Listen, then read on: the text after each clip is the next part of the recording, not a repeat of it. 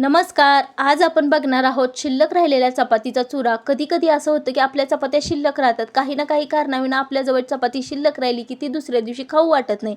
अशा वेळी आपण चपातीला फेकून देतो. पण अशा चपाती फेकून न देता आपण त्यापासून चविष्ट चमचमीत असा चुरा बनवणार आहोत. आत्ता माझ्याजवळ 2 चपात्या शिल्लक होत्या. त्या चपात्याला मी मोठे मोठे हाताने तुकडे करून मिक्सरमधून बारीक करून घेतले. हे तुकडे खूपही बारीक न करता थोडंसं असं मोठेच आहेत. त्यानंतर त्यावर 2 ते 3 चमचे पाण्याचा थपका घालून हे ओले करून घेणार आहोत आपण. अशा प्रकारे ओले चपातीचा चुरा केला की हे चपाती मऊ होते, शिवाय लगदा देखील होत नाही.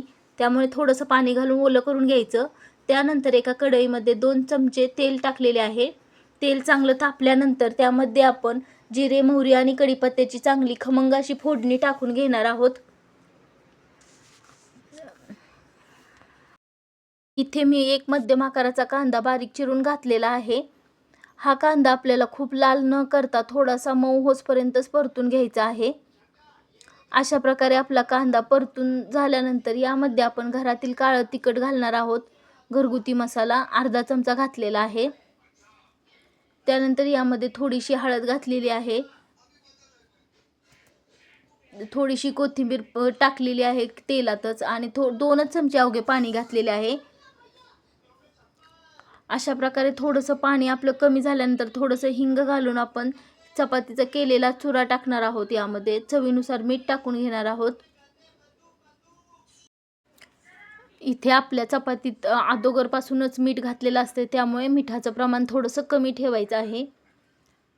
त्यानंतर अशा प्रकारे थोडंसं तेलामध्ये चपाती भाजून परतून घेणार आहोत. 1-2 मिनिटानंतर परत आपण चपातीला अजून एकदा अशाच प्रकारे परतून घेणार आहोत. अशा प्रकारे परतून झाल्यानंतर आपण 2 मिनिटासाठी त्याला वाफ देण्यासाठी त्याच्यावर झाकण ठेवून घेऊयात.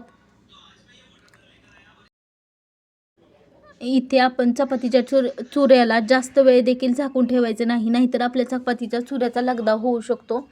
त्यामुळे आपण लगेच 2 मिनिटातच काढायचं आहे झाकण. त्यानंतर याच्यावर आपण थोडीशी कोथिंबीर घालून घेतलेली आहे. अशा प्रकारे आपण चपातीसारखाच भाकरीचा देखील चुरा तयार करून घेऊ शकतो. चपातीपेक्षा भाकरीचा चुरा खूप छान लागतो. हा चुरा आपण दह्याबरोबर किंवा कढीबरोबर किंवा असा देखील खाऊ शकतो. आपल्या आवडीनुसार आपण यामध्ये शेंगदाणे वगैरे घालू शकतो. हा चुरा एक प्रकारे पोहेच आपले नेहमीचे रेग्युलर आपण पोहे बनवतो तसा प्रकारेच लागतो, पण खूप छान लागतो चवीला. अशा प्रकारे आपले एकदम मऊ लुसलुशीत आणि फडफडीत चपातीचा चुरा तयार आहे. याला वेगवेगळ्या ठिकाणी वेगवेगळी नावे आहेत. तर इथे मी कढीसोबत त्याच्यावर थोडंसं फरसाण घालून घेतलेलं आहे. याच्यावर लिंबू घातला तरीही खूप छान लागतं, पण माझ्याजवळ कढी होती त्यामुळे मी इथे लिंबूचा वापर केलेला नाही. थोडीशी वरून कोथिंबीर घालून खाण्यासाठी घेऊयात. हे खूप छान लागतंय.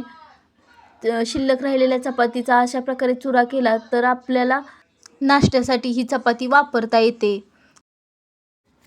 ही पारंपरिक पद्धत आहे. अशा प्रकारे आपण शिल्लक राहिलेल्या चपातीचा चुरा करून नाश्त्यासाठी किंवा स्नॅक्ससाठी खाऊ शकतो. अशा छान छान व्हिडिओ पाहण्यासाठी माझ्या चॅनलला सबस्क्राईब करा. धन्यवाद.